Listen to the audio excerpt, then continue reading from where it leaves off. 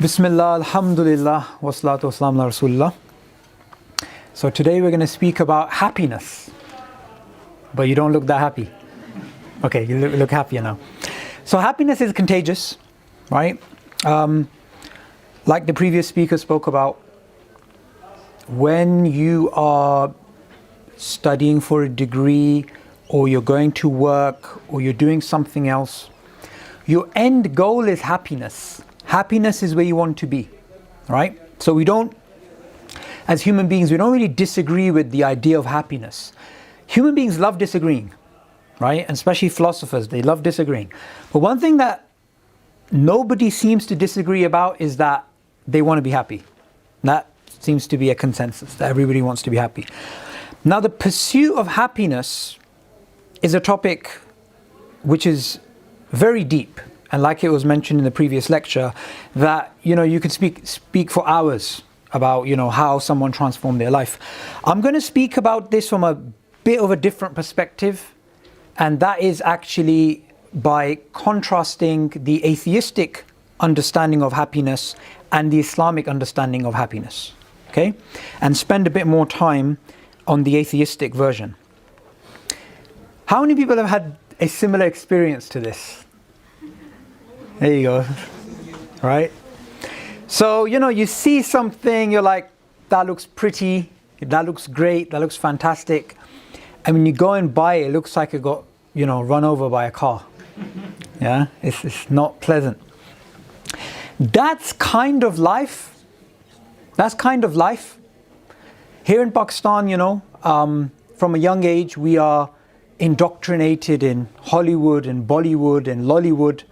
And you see a couple, when we were young, running around in trees in muddy somewhere, and by magic, they happen to change their clothes 3 times in a matter of 5 minutes. And they're dancing around in the trees. And that's the blueprint that people have when they think about happiness. That's like what a happy marriage would be like. And that image that we have, the greenery and the mountains and people running around trees, the reality is the sky is not so blue, it's a bit more grey. And then you see the mother-in-law, she comes out from behind the tree. Yeah? So life is like this, you see something, it looks fantastic, it looks great, but then when you get down to it, it's not really. So when we're chasing happiness, there's people calling us in different directions. This is important to understand, right? So there's some people who are like, you will be happy if you follow Islam. And now we have another group of people in the world who are saying, you'll be happy if you leave Islam. You'll be happy if you leave religion, if you leave God altogether. And look at us, we are successful, we have this, we have that, we have science, we have technology. So running in the wrong direction, you're not going to get where you need to be. So we need to see what version of happiness is the correct version and which is actually false. So starting off with this idea that a very popular notion in the Western world, which is being imported into the Muslim world, which is, if you're in Pakistan here and you go to the market and you need to buy a phone charger and it's going to cost, say, 500 rubles, joking, rupees. So you got 500 rupees for a charger. And the person says to you, this charger was made in Germany. And by the way, there's another charger that was made in Sialkot, Pakistan. Which one are you going to buy? Did someone say Sialkot? Must be a Marxist here. No, you're going to say what? You're going to say, no, I'm going to buy the German, right? I'm going to buy the... Why? Because we look up to people who are superior in terms of material wealth and technology and education. But interestingly, we don't just unconsciously accept their products, their physical products. We also start downloading some of their other programs, like liberalism, feminism, Darwinism, scientism, stuff like this. We start downloading these things without realizing actually these conflict with Islam. Buying a charger doesn't conflict with Islam, whether you buy a UK one or a German or Pakistani one. But of course, a system which is a rival to Islam, like scientism, you will have a conflict. These gentlemen are known as the Four Horsemen. The four horsemen, famously, the biblical thing about the end of the world in the apocalypse and stuff. But these are the four horsemen of atheism. So today we're going to be doing a sort of tour of their worldview. What I'm going to be arguing is that what they speak about, they cannot justify. So they speak about making the world a better place. They speak about happiness. They speak, strangely nowadays, more than before, they speak about spirituality. However, I'm going to be showing their worldview is inconsistent. Like if I'm a Muslim and I decide, right, I'm going to pray Salah, that fits within my worldview because I believe in God. But if someone says, right, I'm a materialist, atheist, Darwinist, naturalist, and then they try and say and act like, I believe in human rights, when human rights are pure social constructs, they don't actually exist. So I'm going to be showing there's an internal contradiction in their worldview. This is the famous book, which was published at a time, I think, when all of you were not born, 1976, unless there's somebody here who was born before that. So this is actually a really depressing, I know I'm saying it with a big smile, but a really depressing worldview. It's the worldview that if you break down human beings and human behavior and who we are, from the atheistic perspective, the highest rationale of our existence, as Richard Dawkins says in The Selfish Gene, is the preservation of our genes. Not genes, but the preservation of our genes.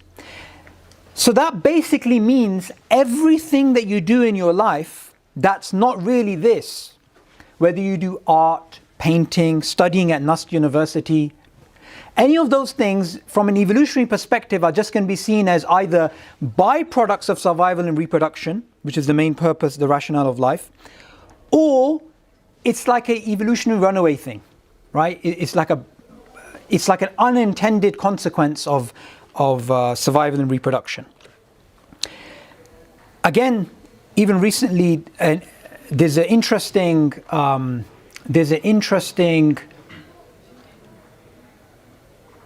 victim. In fact, two victims.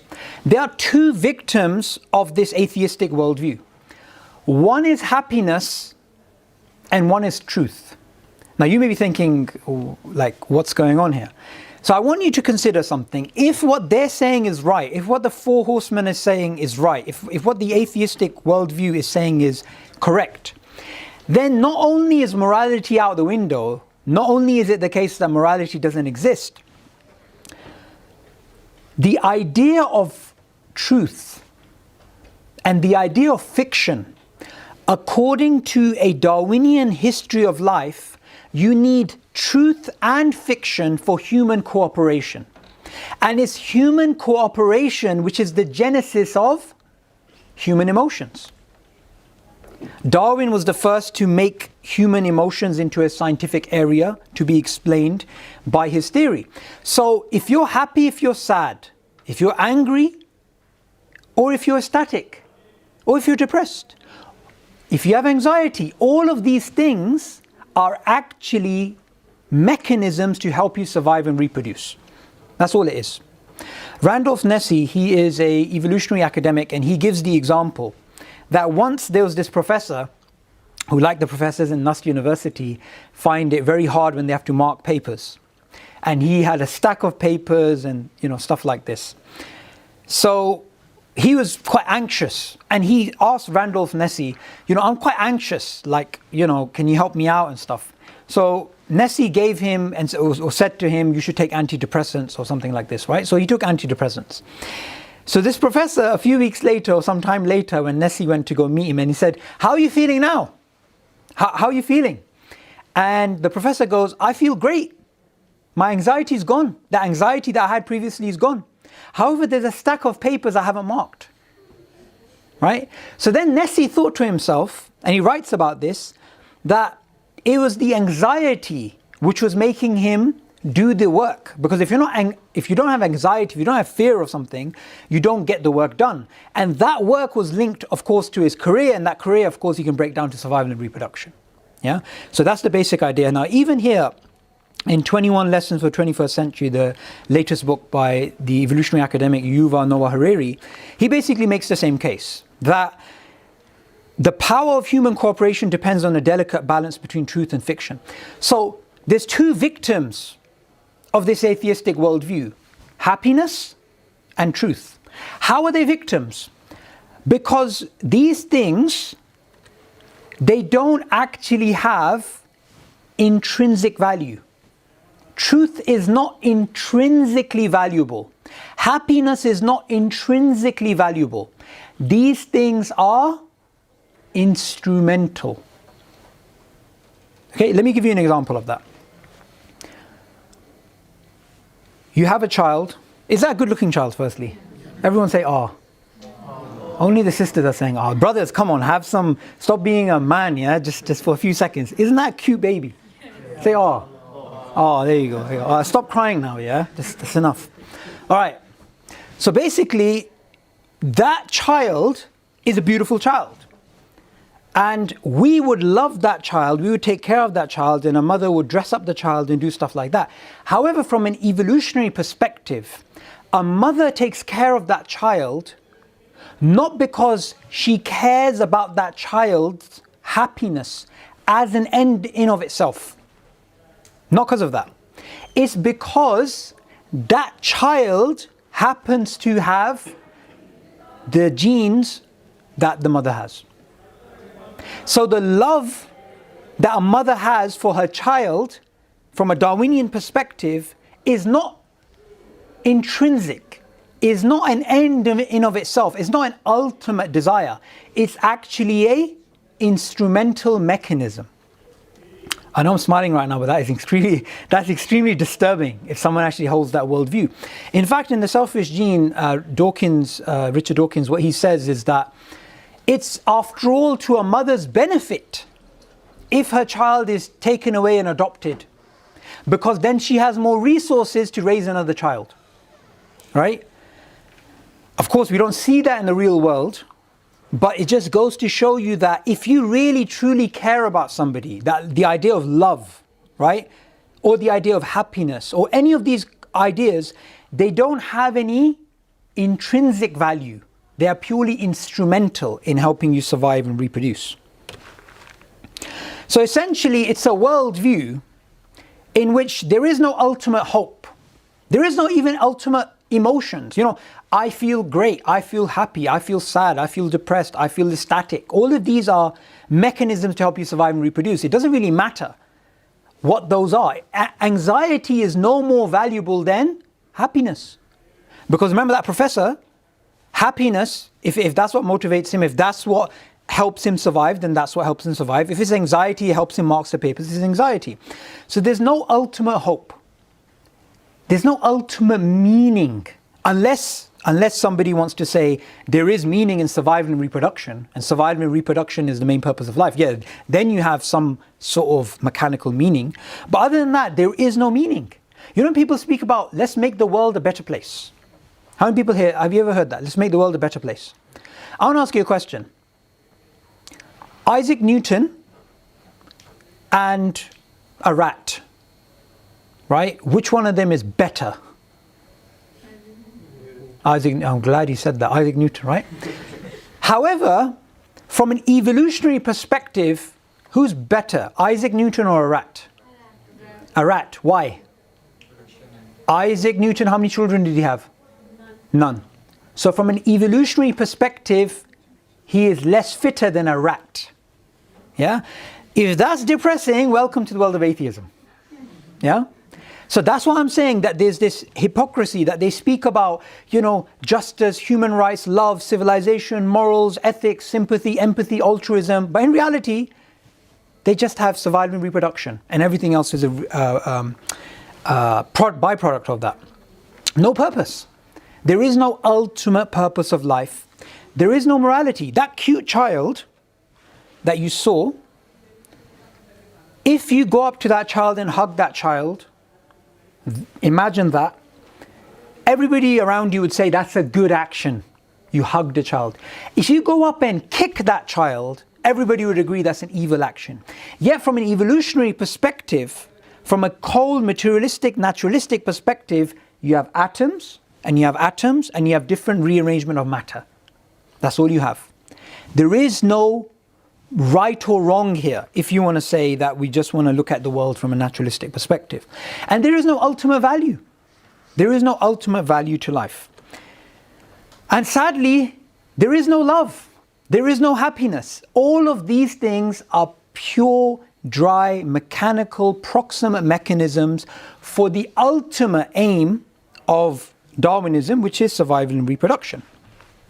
This is why Friedrich Nietzsche, he is a much better atheist, a way better atheist than the likes of Dawkins, Hitchens, Harris and Dennett, these four horsemen that I mentioned. Why?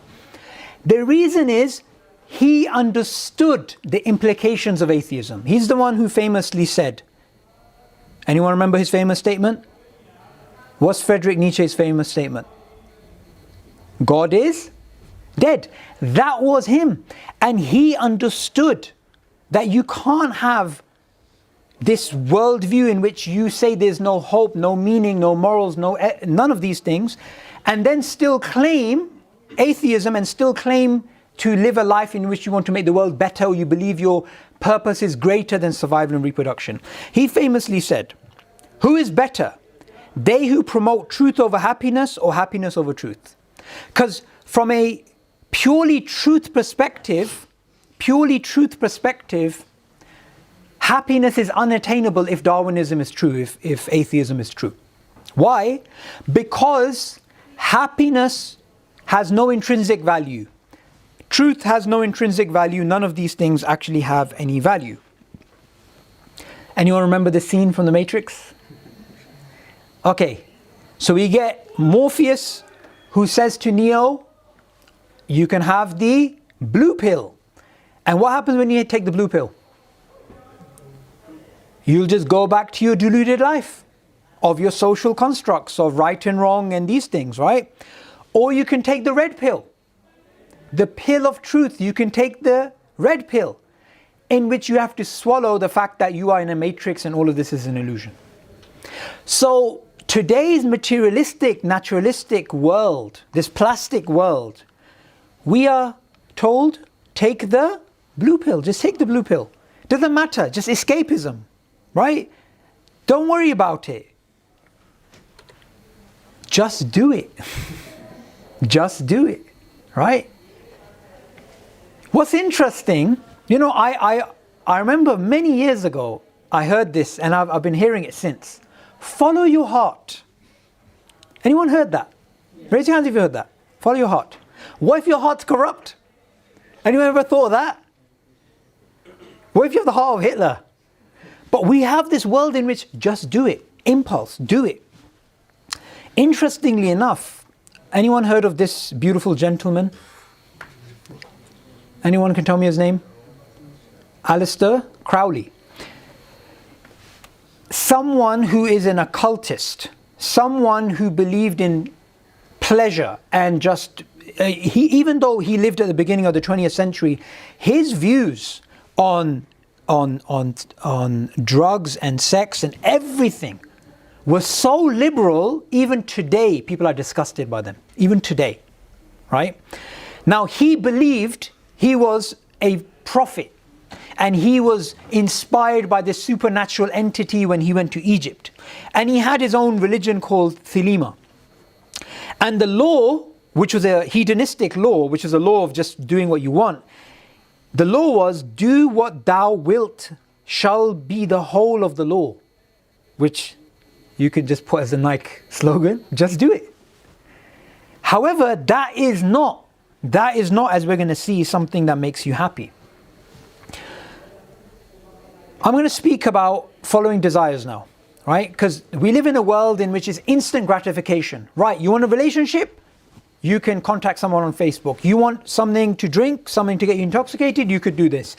Constant following of desires. When previously, the spiritual traditions were, stay away from that nonsense. However, what's interesting from a scientific perspective, here are some brain scans. So you have some brain scans on your left, which is a healthy brain. And on the right, you have a brain which is addicted. Could be addicted to anything. Cocaine, meth, alcohol, porn, games, whatever. You're addicted to something. Now what happens is, a normal healthy person, when they get a desire, when they fulfill a desire, they get, if you scan their brain, they get a region which is yellow, and then in the inside you get a region which is reddish. The red is a lot of pleasure, the yellow is less pleasure. What's interesting is dopamine 2 receptors, which is being used in this, these are the happy chemicals, if you like. When you continuously fulfill your desires, someone's continuously addicted to pornography, someone's continuously playing video games, someone's continuously drinking, continuously doing drugs, continuously addicted to fame, whatever it is, your dopamine receptors go into overdrive and they get blunted, right? They get blunted. And then the people, if you scan their brains who are addicted to this materialistic plastic world, you find their level of pleasure is not as great as it was before, because they've overused their receptors. And so what you find is that you get a yellow region, but the red region is almost gone. Which is why when people are addicted to something, they're like, man, I'm not getting the kick I used to get in the past. The reason is you've just absolutely destroyed your brain.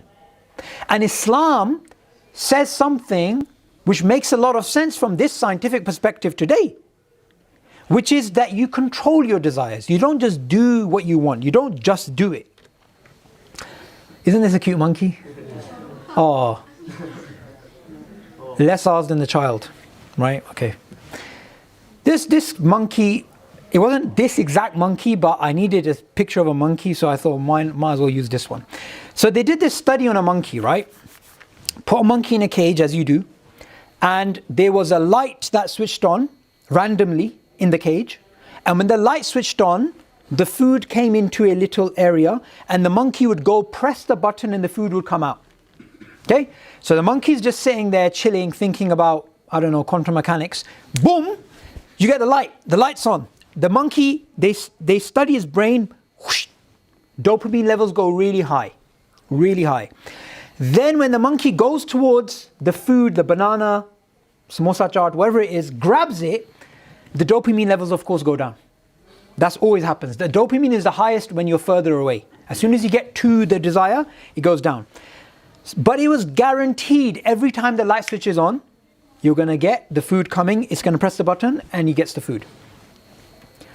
What they did in this experiment is they inserted a random variable. What they basically did is this. Normally when the light switched on, monkey knew, right, food time, go press the button, food comes out. They introduced a variable where it wasn't guaranteed the food's going to come out. It wasn't guaranteed. So what was going to happen was, the monkey goes, presses the button when he sees the light, 50-50. Sometimes the food comes, sometimes it doesn't. There's a random variable. However, the dopamine levels, you would expect them to go down because it's uncertain whether it's going to get the food. It actually was the reverse. The dopamine was way higher. Right? So even from a purely scientific perspective, I know science changes and whatnot, but what we know right now by direct observation is following your desires, 1, will not give you happiness. 2, restricting your desires actually gives you a healthier brain and more likely to give you pleasure. And 3, human beings love uncertainty.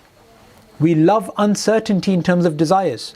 And the beautiful thing about Jannah, as was mentioned in the previous lecture, is a place which you cannot imagine, you cannot comprehend. It is what the human eye has not seen, the human ear has never heard, the human mind has never conceived of. Who's this handsome gentleman? Okay, what films was Jim Carrey involved in?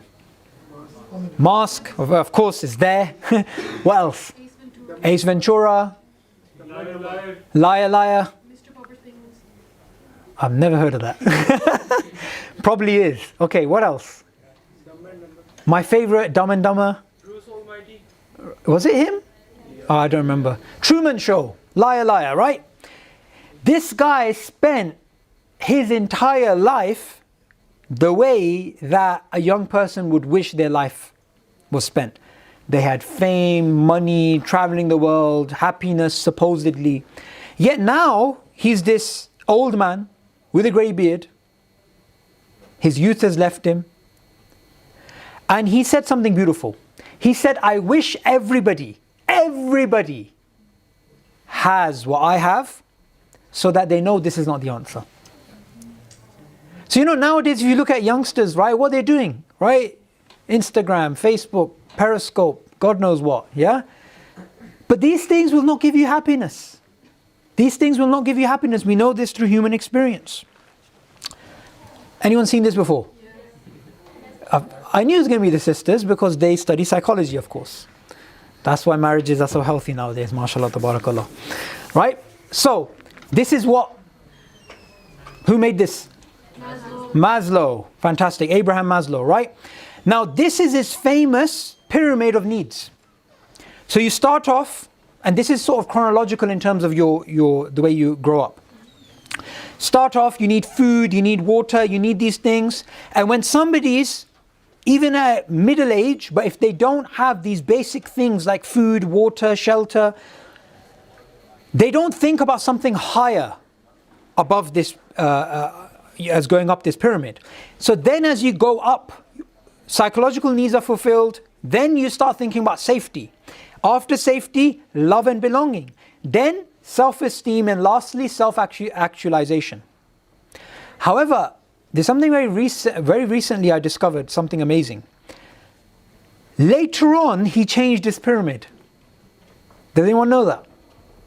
He actually changed his pyramid, so above self-actualization, which is about you, self-actualization is about you, he put self-transcendence. Having a goal beyond yourself.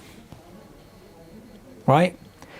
That doesn't make sense if the highest rationale, as Richard Dawkins says, is survival and reproduction, which is right and there at the bottom. Yeah? Self-transcendence. Now, I was reading some philosopher trying to give his understanding of this, and he said, look, this could be referring to something mystical, something spiritual, some connection with the ultimate reality, truth, or whatever it is. However, connecting with a higher goal is something which makes sense from an Islamic perspective, because we were created to connect with who? Allah. So even from a psychological perspective, we understand that this Darwinian worldview, this atheistic worldview, doesn't make any sense. So now let's go back. Let's go back to Morpheus, right? He's giving us the blue pill. We've tried the blue pill. Some of us have experience of this, right? You try the blue pill. You try and follow your life in a hedonistic way, and you get nowhere. So now we're going to try which pill? Red pill. So let's go for the red pill, which is truth. What's beautiful is in the atheistic worldview, truth has no intrinsic value, only instrumental value. Happiness has no intrinsic value, it's an instrumental desire to help you survive and reproduce. And these two are at odds with each other. They're at odds with each other. However, the beautiful thing is, in Islam, we follow the truth and the truth will make us happy. We don't have to accept Nietzsche's idea, do you choose truth over happiness or happiness over truth? No, we believe you're going in the right direction. Not like the rider in the beginning of the presentation. You're going in the right direction, and that will also give you happiness. Islam gives you a very simple idea. It says we are made up of something physical, and therefore physical things can sustain us, but we're also made of something spiritual, and that spiritual thing can only be fed through God. Because God created us. So the Islamic conception of spirituality is that human beings, we were created for a relationship. If someone asks me, can you summarize Islam? What is Islam? Is it halal, haram? Is it this? Is it that? Is it, Hanafi fiqh? What is it? Islam is a relationship. That's all it is. It's a relationship between you and your Creator. That's all it is. It's really not more complicated than that. And because of that relationship with your Creator, you have to have a certain relationship with mankind. That's it. And the relationship with the Creator, this is a direct root of our soul being fulfilled, of us fulfilling self-transcendence, way beyond us, right? And that self-transcendence, that when we connect with the higher reality, that's the only thing that's going to give us happiness. Now, spirituality, when I obviously, I'm in the industry, if you like, for lack of a better term, of refuting atheism, talking to atheists, challenging them, studying them, you know, all that type of stuff. I've seen a shift in the atheist movement in the last 10 years. They moved away from this crude, scientific, rational, naturalistic point of view, and some of them now are trying to talk about spirituality, which is so funny. Because spirituality, which Sam Harris, as some of you may know, he wrote a book called Waking Up. Even though he's a militant atheist, he's now talking about connecting, meditating, feeling grateful, right? Consciousness and all this stuff. And the interesting thing is that if spirituality is true, which is what Sam Harris is saying to the other atheists, he's saying to them, if we don't acknowledge spirituality is the real thing, we're going to lose out to traditional religion, basically, right? We're going to have a disadvantage. So he's saying spirituality is the real thing. Now, if spirituality is the real thing, atheism, naturalism, Darwinism, and all these types of isms, by definition, are false. So Sam Harris is not realizing he's setting up himself for a trap, and the movement for a trap. If spirituality is a reality, then physicalism, the idea that everything is naturalistic, is false. Why? Because spirituality, by definition, is something metaphysical, is beyond nature. Which is why, funnily enough, I don't know if anybody knows of this recent conversation. These two horsemen, one of the horsemen, he fell off, he died, right, Hitchens, but you got these two horsemen left.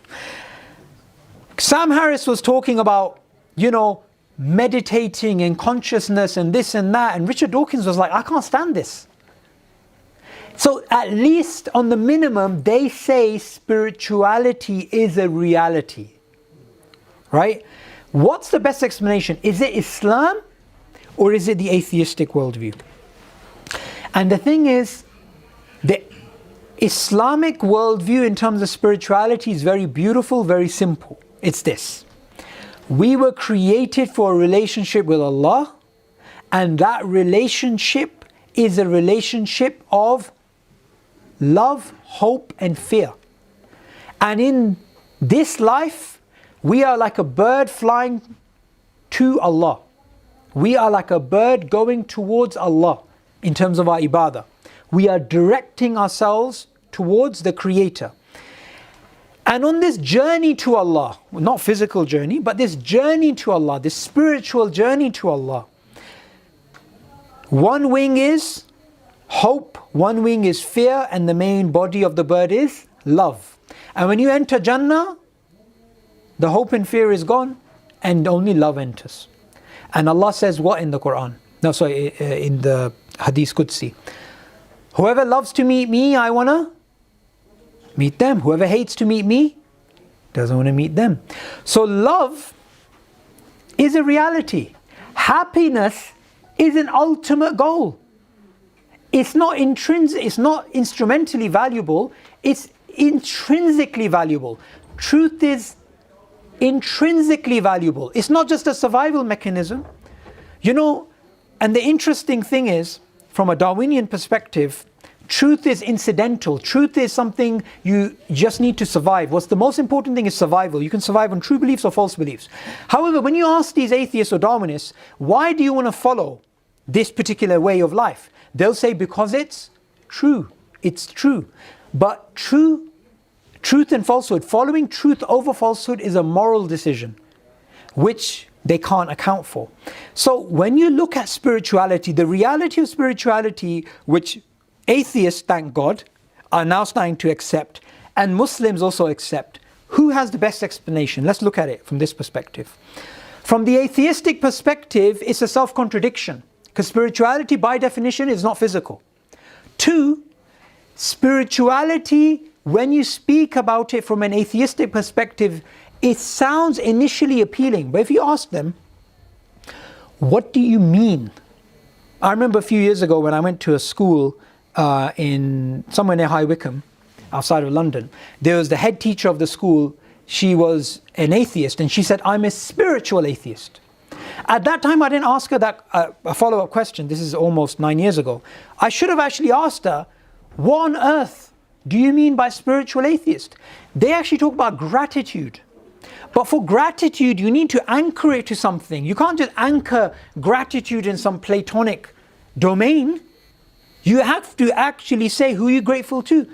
So from their perspective, spirituality challenges their worldview. However, from our perspective, spirituality fits perfectly. It dovetails with the Islamic perspective. Why? Because who are we grateful to? Allah. Who do we worship? Allah. Who do we love? Allah. Why do we value truth? Because Allah is Al-Haq. So truth has intrinsic value. Why do we want to be happy? Why? Because we were created for a relationship. It's not just for survival and reproduction. Everything good I have said is from Allah. Every mistake is from myself. Jazakallah khair for listening.